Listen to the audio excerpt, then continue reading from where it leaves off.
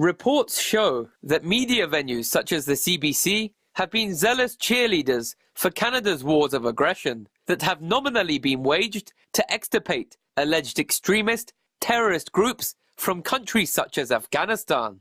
The CBC claims to be on the fence in its reports, but Syrian expats accuse the CBC and like-minded media venues of lending credence to such terrorist groups, who Damascus accuses of destabilizing Syria at the behest of Israel and other hegemonic countries. Syrians who oppose the destruction of their country accuse Canada's public broadcaster of lacking impartiality in its reportage on Syria. They say that the majority of Syrians support the Syrian government, and yet the CBC has been one-sided, legitimating and amplifying the perspective of supporters of the foreign-backed militant groups that have been killing the ordinary Syrian people. The same people that you are expecting that did September 11 are fighting the people in Syria. They are the same, and you're supporting them, which doesn't really make any sense. That just proves that September 11 was a big joke. It was a big lie.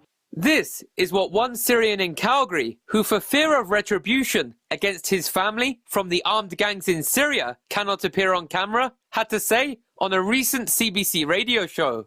The news coverage so far has been, in my opinion, biased. I listen to many CBC programs, and I hear, for example, 3 guests that are against the regime and then 1 guest who is pro-regime, or, bias that is a little bit subtle, but it's there. There are numerous Syrians in Canada echoing the sentiments of that recent CBC guest.